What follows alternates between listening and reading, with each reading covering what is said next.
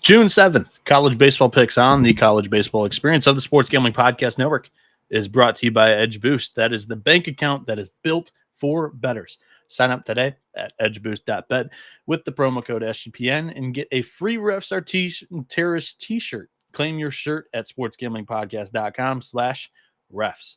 And we're also brought to you by Naira Bets. Get your $25 free bet for the Belmont Stakes by going to nyrabets.com/SGPN25. That is nyrabets.com/SGPN25, promo code SGPN25. And what is going on, everybody? Welcome into the college baseball experience. Late nights with Noah, 2:22 a.m. We are kicking this thing off Eastern time because Coastal Carolina and Auburn just wrapped up at about 2:15-ish. What a game. We saw an hour and 45-minute rain delay or weather delay that kind of, put that game on hold there for a little bit. Auburn climbed back into it, and then we go to extra innings. And to end the ninth inning, Blake Barthol diving catch doubles off the runner at second base to end the ninth. Blake Barthol then goes out there and hits a no-doubt bomb to right field for his second home run of the day. And then the bottom of the ninth ends by, you guessed it, a diving catch of Blake Barthol over at second base, and then doubles up the runner at second once again. Unbelievable game. That was the Blake Barthol game, no doubt about it. Coastal Carolina goes into Auburn, wins game one of the best of three super regional series. And they've got possibly Jacob Morrison on the mound tomorrow, folks. The Sun Belt Pitcher of the Year. Holy smokes. It's 2016 all over again. The people feel it down there in Conway/Myrtle Beach, South Carolina. Shout out to those that are tuning in live. We've got Daniel in here. Anyone else need a bag of shit on Florida State? I was on Oregon State, so I actually luck boxed my way into a W there. Larry saying those double plays are BS. Can-Am saying what an ending of Coastal and Auburn. Outstanding baseball games to finish off the night. We had Oregon State walk off Florida State by scoring 4 runs in the 9th and 10th innings. Both of the nightcaps go 10 innings. Both of the afternoon games were blowouts. That's the way it went today. I went 3-0. I had a very nice day, so I'm very chipper. I also had 2 appearances on VSiN. Just everything going a little bit right for the boy today. So if it all comes crashing down tomorrow and we've got a full slate of super regional games, don't be surprised. But I am very excited for what we've got on tap today. And we've even got that Auburn Coastal Carolina game populated into the odds board on DraftKings. So again, shop around, especially in the morning when a lot of books will have these odds released. Some of them don't have the game 2s for the day 1 super regional series that we just saw results from today, especially this Coastal Carolina Auburn game. I'm not sure which books have it and which don't, but I'm glad that DK does, because I'll be reading off of that odds screen for the show. First game that we're going to tee off with is Louisville and Miami. Game 2 of this one, Louisville dressed up the score early. They scored 6 runs in the 3rd inning. AJ Siskar with a throwing error to home, what could have been a double play to get Miami out of an inning, turned into a snowball effect against the freshman arm.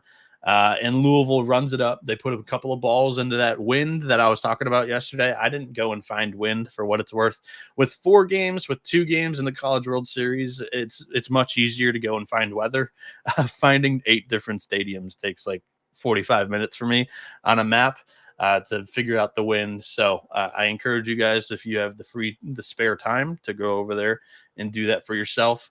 But I will do my best to kind of explain what kind of climate we'll be seeing for the most part in the games, if I have any thoughts on it.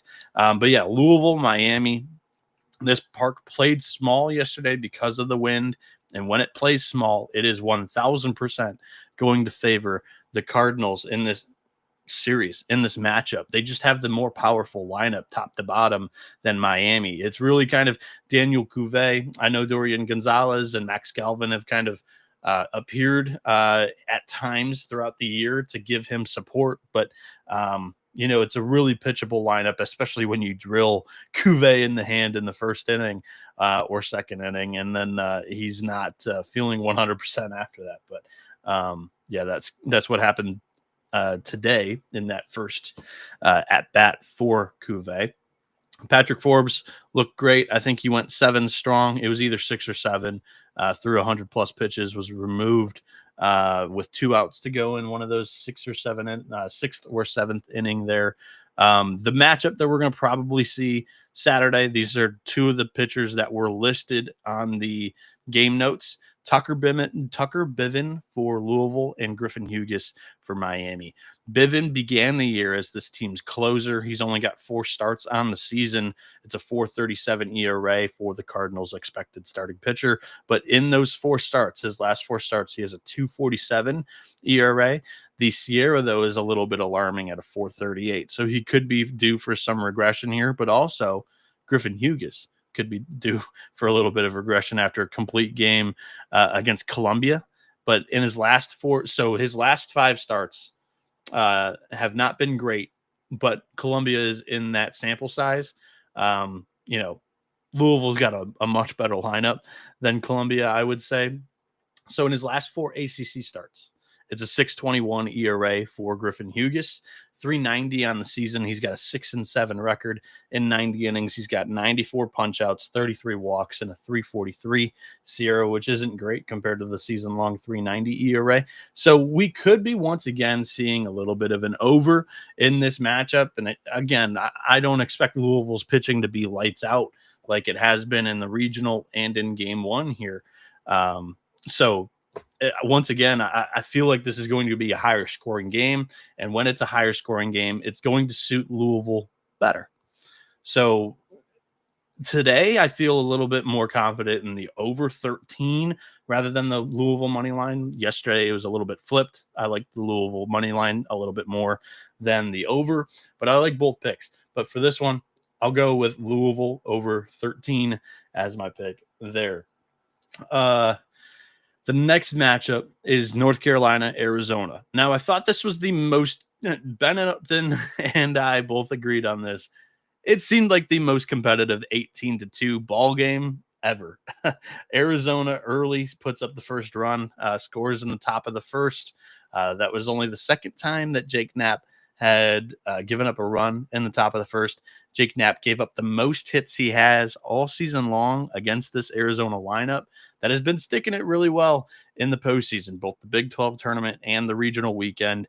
And honestly, they didn't look terribly bad offensively in this matchup. Defensively, they didn't necessarily kick it around. They actually made some really good plays. Talking about Aaron Walton in center field, made back-to-back outstanding plays that should be on top 10 Sports Center plays for the day. I don't know if it will be or not, but Walton definitely showed up and showed out in this matchup defensively. Arizona just didn't get the clutch hit. And if they got the clutch hit, they chased Jake Knapp probably in the 4th or 5th inning, to be honest, because he was laboring a little bit.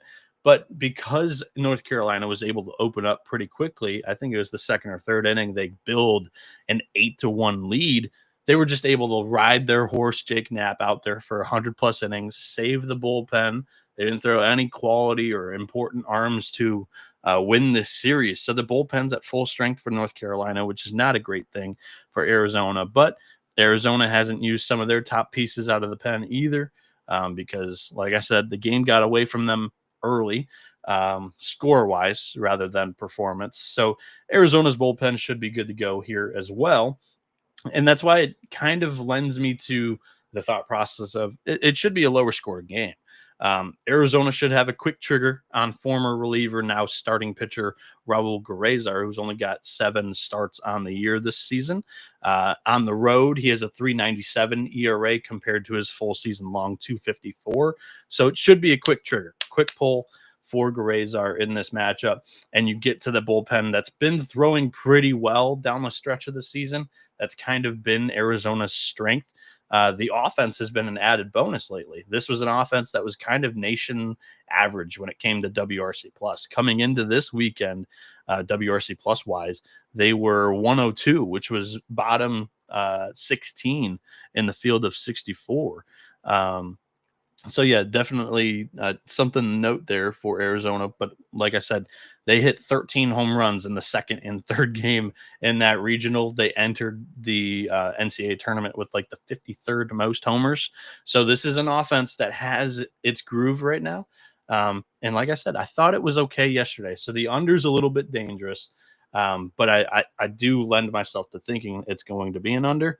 But the pick is going to be North Carolina once again here. Jason DeCaro has been really good, like really good down the stretch. His last 7 starts, it's a 2.75 ERA and 79.2 innings this season. He's got a 3.50 ERA, 70 strikeouts, 25 walks. The Sierra is inflated at a 3.81, which is not great. But like I said, he's finished the season better than the start of the year, where he was the Friday night starter. There was expectations on that sophomore, a little bit of a sophomore slump beginning of the season, but he's got that electric stuff back, and it's a 9-3 record for the Arizona righty, and they've got the fully locked and loaded bullpen ready to go with both freshmen and Ryan Lynch and Walker McDuffie that they're ready to deploy there. North Carolina's minus 330, but it is a great parlay piece. I wouldn't necessarily touch that minus 3.5. I wasn't confident in North Carolina minus 2.5 in game one. And again, they won 18-2, but I thought it was much closer than that score indicates. So I think a lot of people may be betting this run line and or money line. Again, if you want action on this matchup, North Carolina is a good parlay piece, and we just got to find a dance partner for it later on in the show, which is more than capable of happening here. Before we talk about the rest of the slate on this show, I want to tell you guys about the SGPN app, because you can get all of our free picks, all the free podcasts for the Stanley Cup, the College World Series, the NBA Finals, and the MLB, all the other sports that are going on right now. We've got guys over there filling out picks for free on our stat sheet, tallying our records. I've been so lazy with my records throughout the years. That's one way to go over there and check out my record. I bet everything to win a unit. I know Sean said it on VSiN earlier today, which I actually kind of surprised me that I was that good. But I don't know if I've filled in every single pick, because you can't get the parlays in there, which I've lost a few parlays like everybody does. And I think that would be it. It just doesn't count the parlays. But I usually have a money line parlay every single day. And Edge Boost, kind of helps me out. Edge Boost, the first ever bank account that is built for bettors, ensuring that all gambling transactions are approved. There are no usage fees, no minimums. You can earn cashback rewards, get a 100% approval for all betting deposits. Sign up today at edgeboost.bet with the promo code SGPN. And if you sign up this week, you'll get a free Refs Are Terrorists t-shirt. Go over to sportsgamblingpodcast.com/refs to get your free shirt. And Underdog Fantasy is going long for the NBA Finals with their extender bonus on their Pick'em platform. Hop in during Game 2, and the longer that the series goes, the bigger that the bonus will get. Sign up today with the promo code TCESGPN to claim your special pick, plus first-time deposit offer up to $1,000 in bonus credits. That is UnderdogFantasy.com, promo code TCESGPN.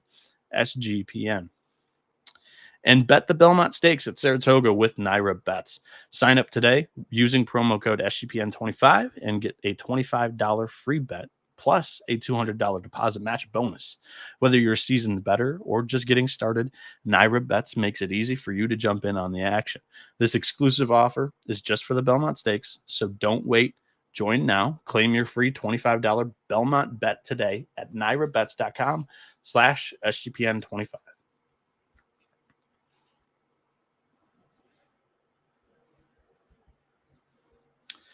And we are back here on the College Baseball Experience. Myself, Noah Bieniek, running through the entire June 7th college baseball slate. It's a fully loaded super regional slate. All 8 games, all 8 series are taking place here on Saturday. Checking in on the chat. Jerry Davis says, wow, that plus 120 for Coastal looked sweat-free for a while and then turned really sweaty as fuck at the end. Daniel saying, yeah, the series is over. I'm probably missed the timing on that for him, for me to realize what series he's talking about. Just parlay Louisville and UNC money line, he says. North Carolina, Arkansas as a parlay is even money, says Ryan Hasty. Daniel saying, well, I don't know why Arkansas is favored, to be honest. Daniel's on Tennessee, it looks like. He says it should be a toss-up. Zach Root is going for Arkansas there. Talking about he has no idea about the pitching. Your guess is as good as mine when it comes to Tennessee. It's either going to be Marcus Phillips or Liam Doyle, I would assume. Jerry Davis saying Arkansas is a better team at every level, and they're hosting. Ryan Hasty saying Tennessee is a solid squad for sure there. I'm going to take you to my first lock of the day. Actually, my favorite bet of the day with my two VSiN hits. I led off with this one. It's Murray State and Duke. And once again, I'm going with a Racers over. To finish off that Oxford regional, they had to use their best starting pitcher, Nick Schutte, and their SP2 and Isaac Silva. And I don't know whether they're going to trot out Schutte, Silva, or somebody else like the other guy was Ernie, something along the something similar to that. I don't know why his name has escaped me. Give me 2 seconds. Kane Elmy. So I combined his first two names there, or both of his names there. But Murray State, not sure who they're going to go with. Outside of Schutte and Silva, they honestly got smacked around by both Ole Miss and Georgia Tech, who they played in that regional. But Murray State held their own offensively. They scored 8+ runs in each of the 4 games they played. The ACC regular season champ and the number 10 host seed in the NCAA tournament. Both of those teams are better than Duke, in my opinion. So it should be good to go for Murray State to be able to put up some runs offensively, and Duke should be able to help us out here, because on the other side, the Blue Devils have a 123 WRC plus. That was top 16 in the field coming in. They also are hitting over a home run and 3/4 per game this season. So this offense is legit. And Owen Prosch, who's the starting pitcher, he did have a great start during the regional, but it's an 8.72 ERA in his last 5 appearances. However, at home, he's been a little bit better, almost 2.5 runs better at home with a 2.34 compared to his 4.83 ERA on the season. In 59.2 innings, he's also got 84 strikeouts, 26 walks, a 2.62 SIERA, 2.19 batting average against. I'm going to project that it's Nick Schutte going for Murray State. We saw this with Evansville. I believe they went with Kenton Deverman, who was their number 1. They used him on the Friday in the regional. They used him on the Monday in the regional. And then I think they trotted him out for the Friday game 1 against Tennessee in the super regional. I wouldn't be surprised if Murray State does that as well. Schutte was a relief appearance on Monday. I think he only threw like 40 to 50 pitches. So I wouldn't be surprised if he gets the ball. On the season, it's a 4.55 ERA, but in his last 4 appearances, it's an 8.10. That's 2 postseason appearances, both in the Missouri Valley Conference Tournament and then the NCAA tournament. And away from home, it's a 5.40 ERA compared to that 4.55 season long, where he's thrown 87 innings, 91 strikeouts, 46 walks with a 3.96 SIERA and a 2.26 batting average against. This Duke lineup is loaded. However, it does not have AJ Gracia for this game. He is suspended because of that whole, construction helmet debacle. But we're looking at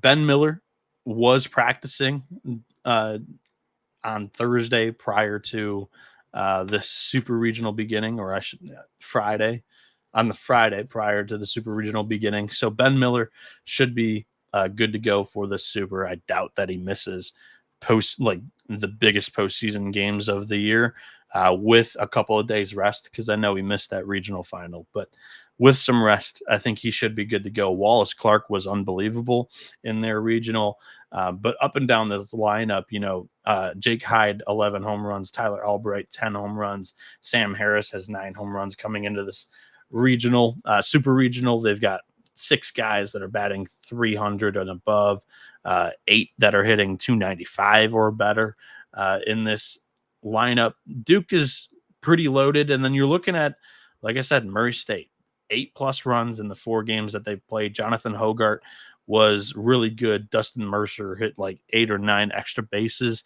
to get the most outstanding player in that Oxford regional.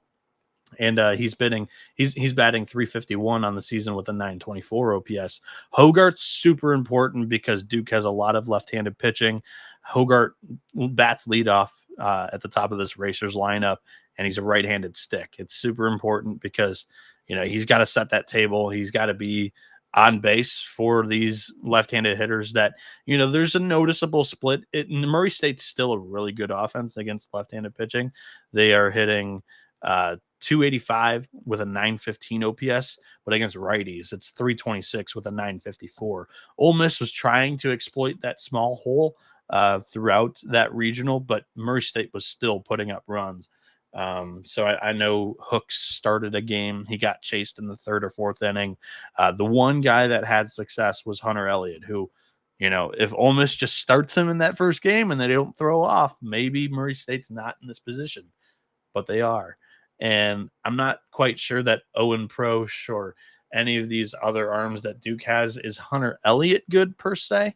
They do have a couple of quality lefties that we could maybe be worried about. And I know that Chris Pollard will play matchups, and he's not going to let a guy go out there and get roasted by this Murray State offense. He's not afraid to pull that trigger after just 1 or 2 innings and bullpen the game up. But for the most part, I think that Murray State's offense should be live in this game.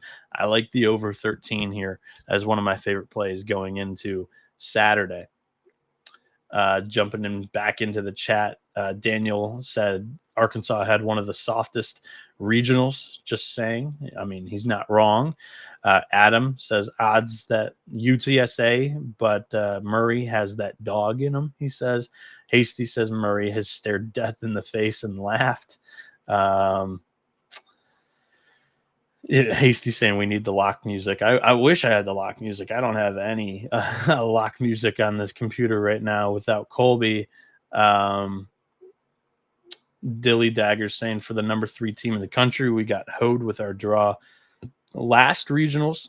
I'm assuming Dilly Daggers might be an Arkansas fan, talking about their host last year, which was a tough 4 seed in SEMO, a tough 3 seed in Kansas State that just didn't play up to their quality the entire season. And the 2 seed was at Louisiana Tech, who was the 2 seed in that regional last year. Caden Bodine is the man, says Matt Costello. Beavers winning tomorrow 12-3, says Jasper Fletchner. Interesting call there. Dilly Daggers talking about this year. What team are you talking about getting hoed? I think he's talking about Arkansas. Yeah, Dilly Daggers just said Arkansas SEMO. Todd Pettiford Truther says Auburn, try not to break my heart challenge. My apologies. I was on Auburn to win the basketball national title, and unfortunately that didn't quite come through because of my Gators. But we'll get to that Auburn game. I think it is next. So Adam Glick, that's coming up right now. What's their line on this one? It just came out. Let's see. It's not next. There's a 2:00 game. That's West Virginia LSU. I've got it wrong on my spreadsheet. We'll go on the spreadsheet just because it's a nice segue. Auburn is -120. Coastal Carolina is currently -110 on DraftKings. The total is 11, -115 both ways. I think Auburn's fighting an uphill battle now. I mean, they needed to win that game with Samuel Dutton on the mound, not going up against Jacob Morrison. Coastal Carolina's got a strong starting rotation and a good couple of arms in that bullpen. But like the head of the 3-headed dragon, like the main guy is Jacob Morrison, the 6'7" Michigander baby. I believe he's Flushing, a native there. So that will be an interesting matchup. I'm sure him and Ike Irish have plenty of, knowledge of each other and history in the past, growing up playing travel ball against each other, I'm sure. Yeah, I think Morrison's going to get the ball here for Coastal. He's 11-0 on the season with a 2.19 ERA and 90.1 innings. He's gotten 89 strikeouts, 19 walks, a 2.99 Sierra, 191 batting average against. On the road, though, is where you can kind of get him and this entire Coastal Carolina team. That's been the knock on him, and the reason why I took Auburn to win this series was just on the road. Coastal Carolina hasn't been as sharp. They haven't played very many high major competition this season, just the 2 wins against Clemson that I can recall. And on the road against Auburn, who hasn't lost a home series all year, it felt like this is the Tigers series to lose.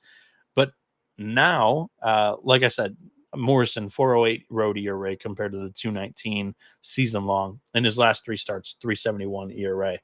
But now you've burned Samuel Dutton, and Cam Tilley is not the guy. You trot out Cam Tilley, I'm betting against him. He did not fare very well against Central Connecticut State. Didn't even get out of the third inning, if I recall correctly, giving up like 5 runs, or at least he was charged for 5. So this is, in my opinion, going to come down to one of the 2 freshmen for both of the next 2 days. I just don't know the order that Butch Thompson's going to trot him out in.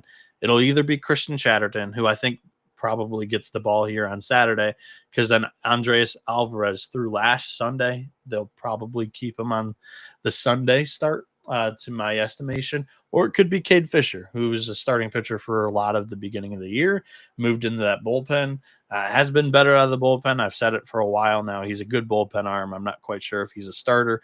We already went down that route with Florida, and then we tried it again with Auburn. Didn't quite work. But maybe it's the Cade Fisher game tomorrow. Right now, I'm going to project that it's Chatterton, who has a 4-1 record on the year, 4.47 ERA and 52.1 innings. He's got 60 strikeouts, 18 walks, a 3 Sierra, a 2.01 batting average against. However, in his last 3 appearances, it's a 7 ERA. Up until those, the second to last and the third to last start he's made, the last one I think was all right, but his final 2 regular season SEC starts, if I remember correctly, weren't the best. However, the final month and a half, he was pitching very well, and he was honestly the best pitcher on the staff for Auburn down the stretch, in my opinion, that started off these games. The big note for me personally is that, Auburn's already used Carson Myers, who's been their not only best lefty, but also one of their best arms out of the pen. I don't believe they used Ryan Hetzler in that matchup, but you're also looking at Graves pitched outstanding today. He was on the bump after the rain delay. Myers was before the rain delay, which unfortunately he wasn't able to really continue because of the hour-and-a-half break. And then for Coastal, they used out of the bullpen Matthew Potok, who looked all right. Dominic Carbone, actually, Auburn had some good looks on him, and that's Coastal Carolina's most reliable left-hander out of the bullpen there. So really interesting development on that point of things, because he was the most important arm for the Chanticleers coming into this series. So now that Auburn's got some looks on him, possibly an advantage moving forward in this series, because I don't think that's the last that Auburn is going to see of Carbone. So yeah, Carbone and Potok were the 2 big names that Coastal used out of that bullpen. And Fluky went all right. That was a guy that you needed to pounce on pretty early if you're an Auburn fan or, player or whatever, or better. You wanted Auburn to kind of get out in front and control this game script. And that wasn't really ever allowed to happen. Coastal Carolina led this thing pretty much throughout until the game was basically tied. We all know the 10th inning, really hard to Coastal Carolina losing one of the final 2 games. Regional round, every team that won game 1 went on to win the series. 79% of the time in the super regional round, the team that wins game 1 goes on to win the series. -110 with the Sun Belt Pitcher of the Year is really good value, and he's a tough look. You cannot simulate 6-7 on the bump. You just can't. So yeah, I think Coastal Carolina is not a bad play. I'm going to write that one down, fire on it, give myself, a little bit of volume tomorrow. And that way, if I have overall good looks on the slate, it's not going to burn me if a couple of bad bounces don't go my way. -110 Coastal Carolina money line. I'm writing that one down for the end of the show that we can recap on. Let's talk about West Virginia LSU. That was the game that I went out of order for, just on a segue. Going back to the Mountaineers and Tigers here, I expect this one to be, the two stud left-handers. Because Anthony Ianson came out of the bullpen Monday in the regional final, and Cade Anderson's going to be on full week rest after starting that Saturday game against Dallas Baptist, I think it's going to be Cade Anderson. On the season, in 16 starts, he's 9-1 with a 3.28 ERA in 96 innings. He's leading the country with 156 strikeouts, 26 walks, a 1.23 SIERA that is elite, with a 2.16 batting average against. His last 6 starts, this guy's been cruising with a 2.33 ERA. For West Virginia, this is confirmed. Steve Sabins in the press conference said that Griffin Kern will get the ball in 16 starts this year. This guy's reminded me a lot of Derek Clark, their Friday night guy from last season, who was a left-handed bulldog. Kern's a little bit bigger in size, but reminds me a whole lot like him. Kern is 5-2 on the year with a 3.13 ERA in 95 innings. He's got 100 strikeouts, 29 walks, a 3.23 SIERA, a 2.37 batting average against. In his last 5 appearances, it's a 2.23 ERA. Both of these left-handed arms are really good. This should be a low-scoring game, which favors the dog being a little live in this matchup. And I know that West Virginia hasn't really faced the quality of left-handed pitching like Cade Anderson's going to provide them in this matchup, but the splits for West Virginia against left-handed pitching and right-handed pitching is a big difference. Against right-handers, the Mountaineers are just hitting 286 with an 814 OPS. Against lefties, they're hitting 347 with a 972 OPS. It's one of the best splits in the country against southpaws. So I think West Virginia could be live, especially if we get that LSU offense from the regional that has that tendency. The entire year, we've seen this offense kind of sleepwalk at times. I still like LSU to not only get out of the super regional, I have them in the College World Series finals, and Cade Anderson's a big part of that. But this matchup, I don't think it's the worst thing for West Virginia. And we're currently looking at them as a plus 240 moneyline dog, LSU minus 330. I want no business in that minus 330. Total is 11.5. It should be under this 11.5 with the way that, both of these pitchers have thrown, with the way that LSU's offense has performed lately. If you don't want to be as aggressive on the money line with Dub V, you can go plus 2.5 at minus 110. Or just stick to that under 11.5. But for me, I'm going to go West Virginia plus 240, under 11.5 here in this one. Honestly, maybe wait till first pitch, because a lot of people are going to be using LSU as a parlay partner, and I'm just not necessarily feeling it on the Bayou Bengals here Saturday afternoon. As confident to get them into that parlay. Let's check in on the chat here. Absolutely flowing here. 65 watching live on YouTube at 2:55 in the morning. Not bad at all, everybody. Jasper saying Jamie Arnold's going to have his worst start of the season tomorrow and break his arm. That is certainly a prediction, Jasper. Dilly Daggers saying congrats on being the 3rd overall seed. Arkansas, you get to play the 3rd betting favorite to win it all in Tennessee during the Super Regionals, and then the 2nd favorite, LSU, is waiting on us in Omaha. Dilly Daggers is not wrong on the Arkansas big picture draw. Not wrong at all, but that regional was pretty soft. I'm going to agree with the chat on that one. Marcus Cameron coming in saying SEC's ass. Yeah, I mean, I'm kind of halfway hoping, not necessarily, but halfway hoping that the SEC only gets 1 team in. And if the ACC gets 5, that would be absolutely hilarious, that they set the record for the most teams from one conference in Omaha, and it's not the SEC. That would be certainly pretty funny, just for the laugh. Brandon Westbrook said, would you go over with Auburn and Coastal? I'm not necessarily looking to get on the tracks with a Jacob Morrison train coming through, but the way that the offenses were swinging it tonight and that ballpark plays pretty offensively, especially if Jacob Morrison doesn't go very long in the start, this one could be an over type of game. Daniel asking who has the best bullpen left. I think I answered that during the Auburn Coastal handicap. Ben saying, promise you will give us an 8-game, 8-leg parlay for funsies, Noah. I'm totally against parlays in this show, because then everybody always comes back the next day and they actually thought I was serious with the multiple leg parlays and whatnot. So I'm not.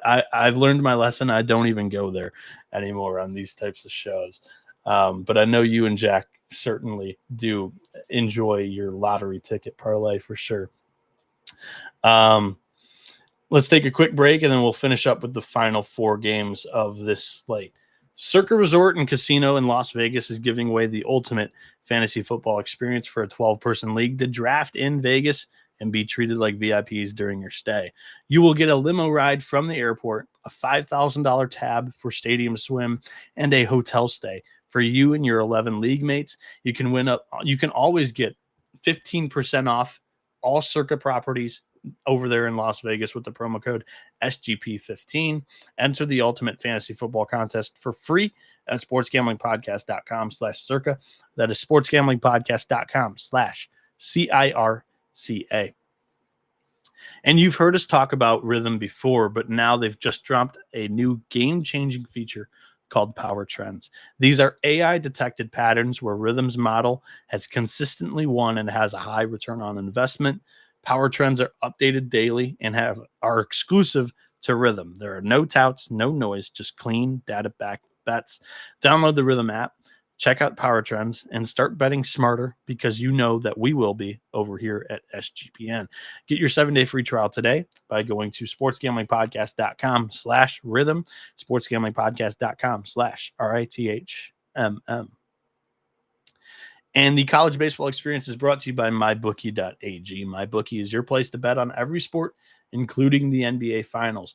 And for the true degens, the MyBookie money bag is there for you as well. MyBookie accepts customers from a ton of different locations, and it's easy to deposit, and you can get the lightning fast payouts using crypto as well. Head over to mybookie.ag with the promo code TCESGPN for a 100% deposit match up to $1,000. Terms and conditions apply. That is mybookie.ag, promo code TCESGPN.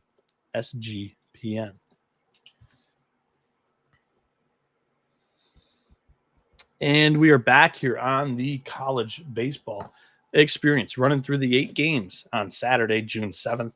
Slate. It's been light for me so far. Just 2 locks so far on that beginning of the slate. But this is where it's going to get fun for me and for everybody else, because I like the afternoon/night slate here on Saturday. Let's jump into the just 3 games left. I must have went through 5 already. 1, 2, 3, 4, 5, 6, 7, 8. Yeah, I already done 5. I didn't even realize I was flying that far through the episode already. 5 p.m. Eastern, Tennessee, Arkansas. I think this is the one that a lot of people are looking forward to. A lot of people are going to be billing this up as a great starting pitcher matchup between possibly Liam Doyle. He's not yet confirmed. Or it could be Marcus Phillips. And then Zach Root is going to go for Arkansas. A lot of people are probably going to expect a pitcher's duel in this matchup. And I'm going to tell you the exact opposite. We're going over 11.5 here. In all 3 games that these 2 teams just played each other 3 weeks ago, all 3 of those games went over 11.5. Liam Doyle, yeah, he's been one of the best pitchers in the country. He's up for the Golden Spikes Award with a 2.84 ERA on the year, 10-3 record, in 92 innings. He's got 158 strikeouts, 30 walks, with a 110 SIERA, 178 batting average against. However, on the road this season has been a big kind of bugaboo for him, with a 5.7 2.18 ERA on the road away from Lindsey Nelson Stadium. And against this same Razorbacks offense, he only went 4.1 innings. He did strike out 10, but he gave up 8 runs, 6 of them earned on 11 hits 3 weeks ago.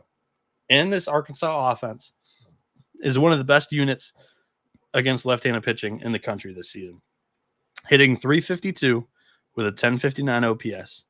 The Hogs can rake, and I think both offenses are going to be able to put up their fair share of runs because Zach Root didn't necessarily have a great start against Tennessee either. 3.2 innings, 4 earned on 7 hits against the Vols 3 weekends ago. On 16 starts this year, Root is 7-5 with a 3.78 ERA and 85.2 innings he's thrown.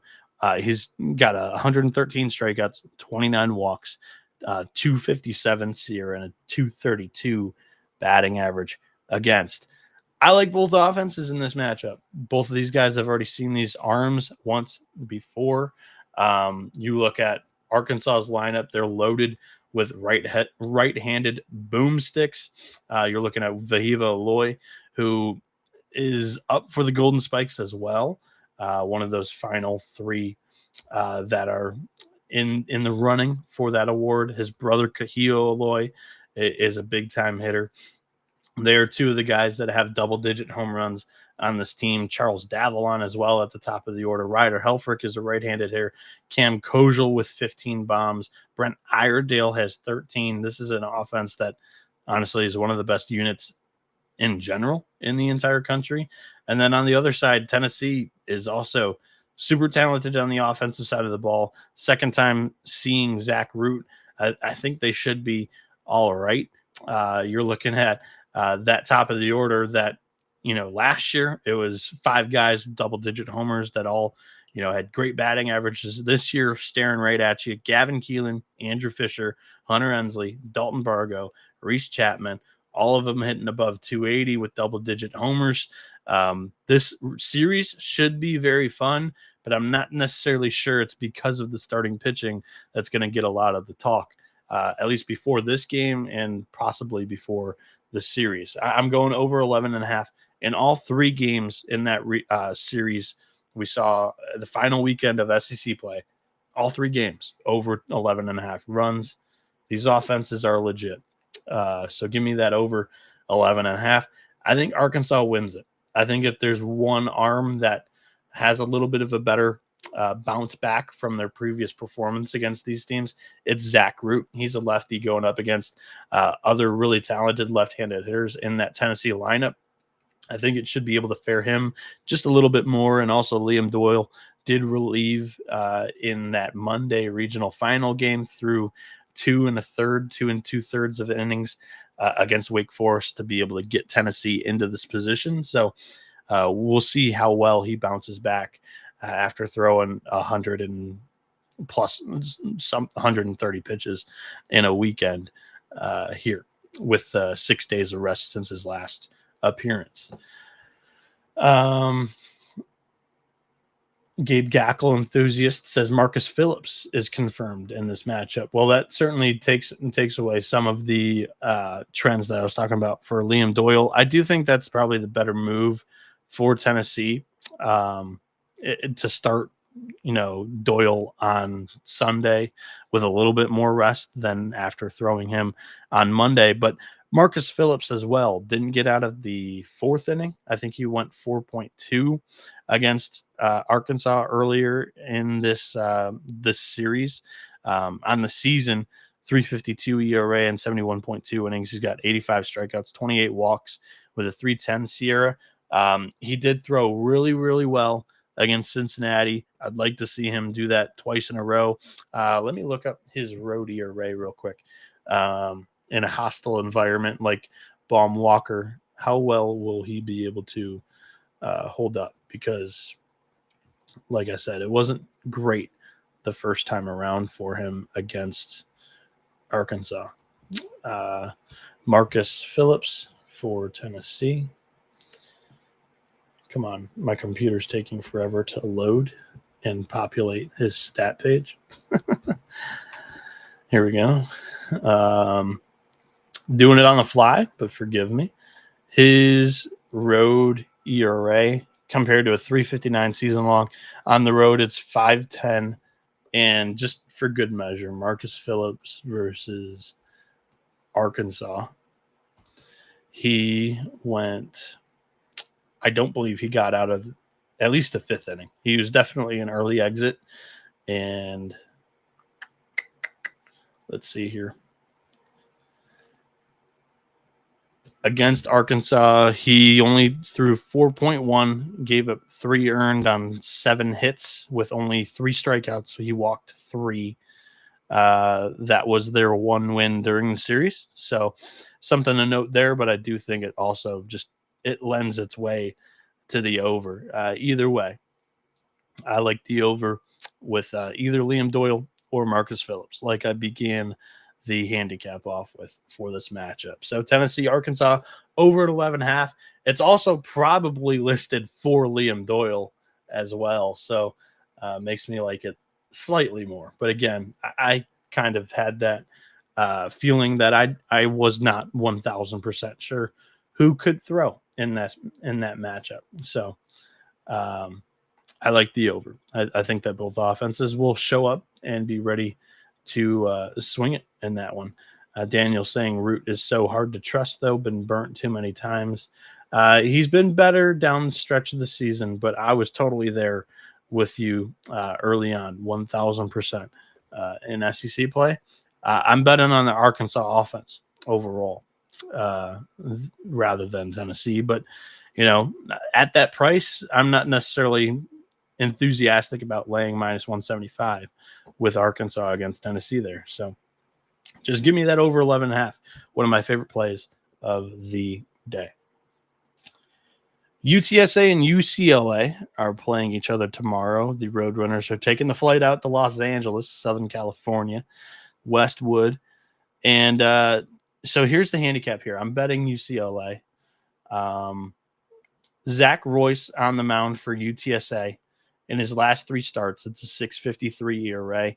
On the season, he's 9-4 with a 5.16 ERA and 89 innings. He's got 80 strikeouts, 31 walks, and a 3.92 SIERA.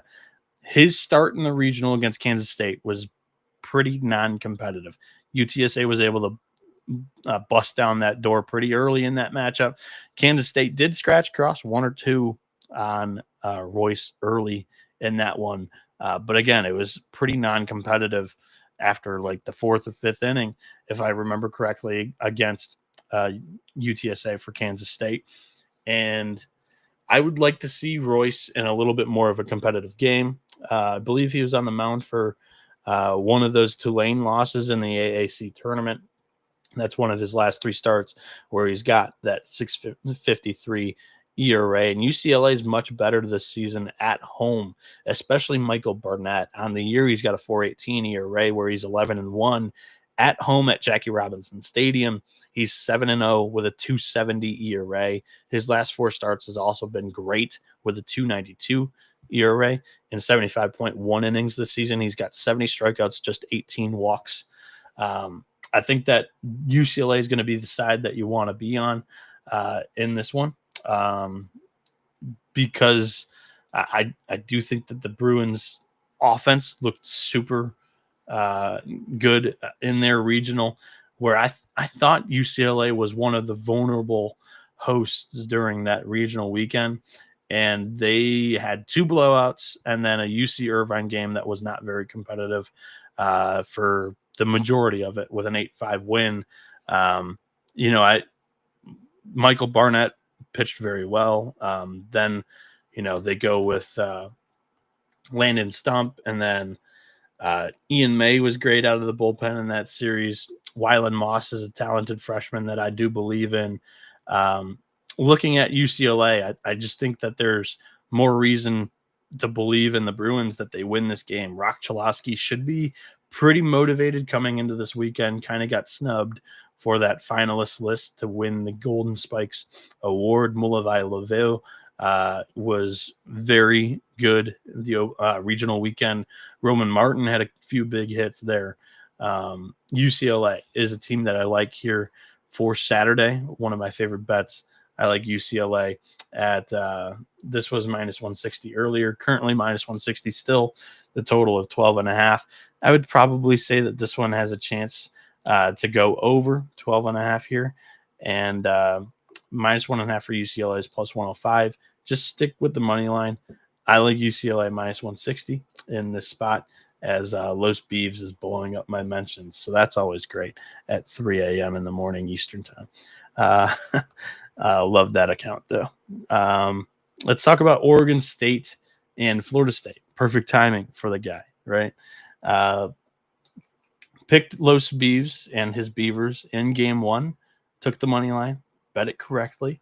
Let's go Beavers. However, I think that Jamie Arnold in Florida State gets a W in game two. I picked the Seminoles to win this series.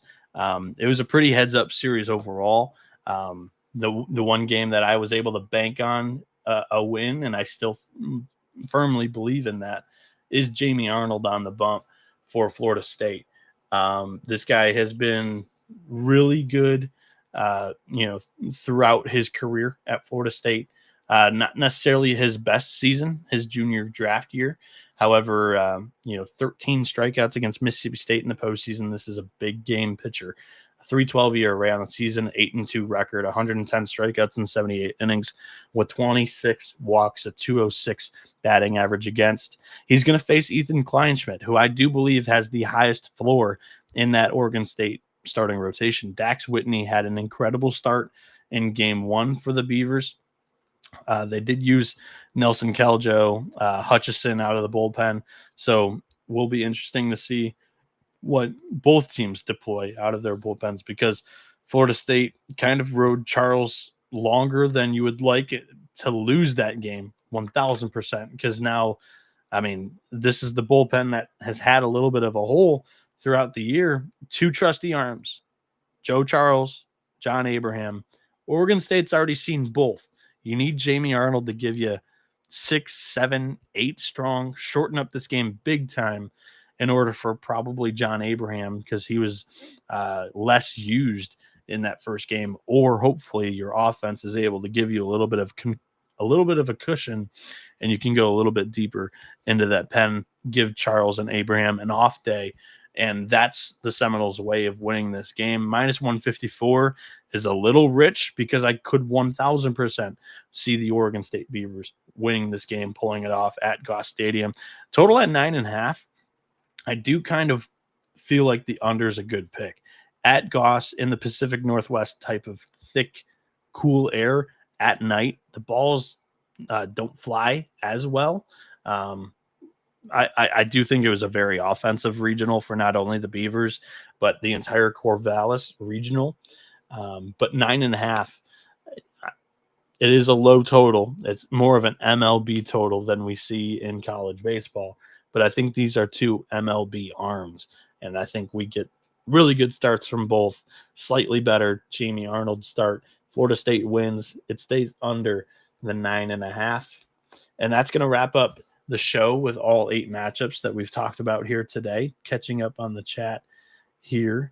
Can-Am saying, I'd honestly rather take overs on college baseball rather than unders, especially with the metal bats and possible big innings. Yeah, you can't control fielding whatsoever. Like you can look at fielding percentages for teams, but when you apply game pressure on teams, sometimes it's pretty easy for you to crack. Just look at Miami earlier. AJ Siskar on the bump, an easy little chopper, could have fielded it, thrown it to home, gotten a double play with a force out at first as well. He throws it away, literally like a 30-foot throw. And he's a pitcher. Like, he does it routinely from 60 feet, 6 inches. You can't control the game pressure. You just can't. And that spiraled into a couple of homers for Louisville. They did begin that game off with back-to-back homers. The Cardinals did. So Daniel's saying UCLA is his favorite play of the day. Ryan Hasty says UTSA got up for Big Bro. Did they blow their load?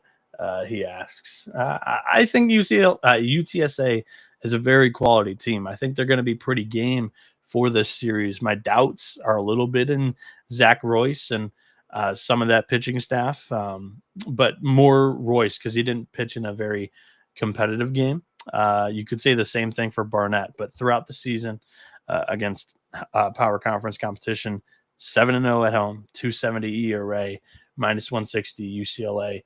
One of my favorite bets there. Dilly Dagger saying Florida State first 5 money line if your app has it. Let's look right now. Good call. Good call. Currently nothing on DraftKings, but it'll probably be available tomorrow. And it's probably going to be a little bit even more juiced than minus 154 because Jamie Arnold's going to demand that tax. But that's probably the much safer way to play that game if you like Florida State because of Arnold on the bump. And the offense plays, man. They just do. Miles Bailey had another bomb. That's like 5 bombs in the last 6 games for him. But yeah, we'll get some alt spreads, first fives, and team totals prior to tomorrow's first pitch. At what time they release, I have no idea. And I probably will not be awake for it, unfortunately. I'll get some sleep here and then wake up around hopefully 11 to see that first game, but we'll see.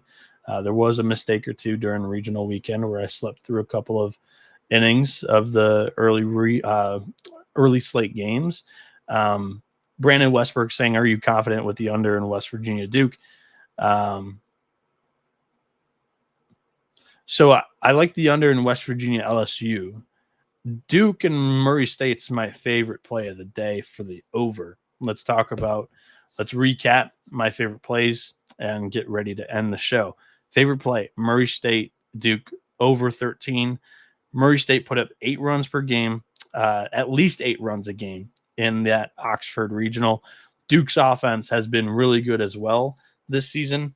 Owen Prosch in his last 5 appearances, it's an 8.72 ERA. Nick Shuddy, if he goes in his last 4 appearances, it's an 8.10 ERA. He's their ace for Murray State. They may opt to not throw him because they used him in the Monday regional final. But anybody outside of Shuddy, they obviously believe Shuddy's their best arm. So if they don't use him, outside of Shuddy, Silva, they got hit pretty good in that Oxford regional. All those games were lacrosse scores. So I like this one to be over 13. That's my favorite play tomorrow. I do love that Tennessee Arkansas over 11.5, whether it's Marcus Phillips on the bump or Zach Root. Phillips didn't get out of the 5th inning against Arkansas. All 3 games that we just saw these 2 teams play last weekend all went over 11.5 runs total.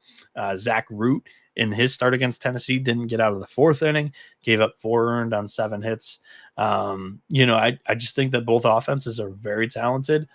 Both coaching staffs know each other super well. The scouting report's going to be very good. And I think it lends itself to the offenses having their way in this series and in this game.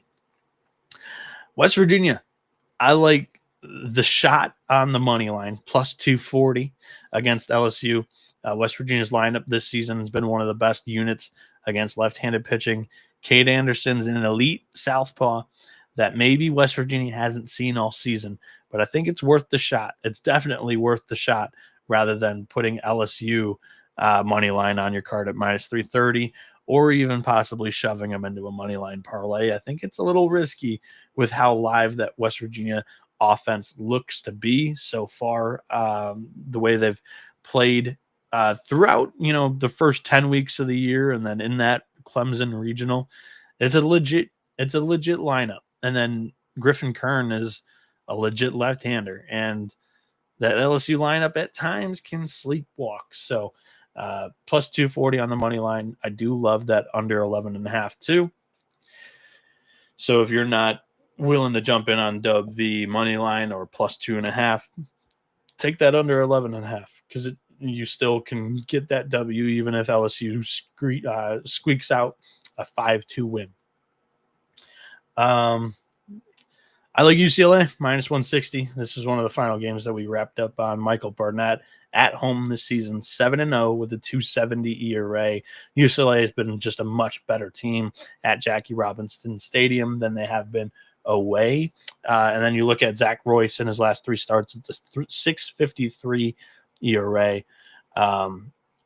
And that's counting the good start that he had against Kansas State, where I'm just a little bit of a doubter on, one, the Kansas State lineup, 2, how competitive that game was, because once Kansas State's down by 7, the competitive switch just gets notched down a little bit. And UCLA ran up all those scores, but I have, watched and have a little bit more confidence in Barnett against quality competition than I do Royce. So yeah, I like UCLA minus 160. I threw this in kind of live because we didn't have the odds prior to the show, but once we popped on here, it populated into the DraftKings Sportsbook, Auburn, Coastal Carolina. I'll give it one refresh to see if any early money hit this game at all. Hasn't moved, so I like Coastal Carolina minus 110. They've got the Sun Belt Pitcher of the Year on the bump and Jacob Morrison. It's really hard to simulate a 6'7" right-handed pitcher on the bump. He's 11-0 on the year at minus 110. Give me that. But honestly, they haven't thrown, some of their other top options out of the bullpen outside of Carbone. But Auburn used Samuel Dutton. They've used Carson Myers. I'm not quite sure. My entire question on Auburn the entire year has been the pitching. They've already used 2 of their top options. I think this is Coastal Carolina's series to lose. Obviously, no shit. They're winning the series 1-0, but the matchups going throughout the rest of the series, I think, are in favor of the Teal Chickens, the Beach Roosters. I piss Teal. Give me Coastal Carolina jumping back on the bandwagon. I had him in Omaha pre-tournament beginning. Once I saw the draw, I should have stuck with it, but I'm going back with it. Give me the Chanticleers minus 110 on the money line there, and that's going to wrap up the show. You can follow me at NoahB77 _. You can follow the show at TCE on SGPN. I'll be live tweeting all the games that I'm watching throughout the weekend. Should be a great day of baseball. We've got 8 games from 11 a.m. And then the final first pitch is 9 p.m. So we'll have 11 a.m. action all the way to probably 12:30 a.m. action. Should be a great day of college baseball.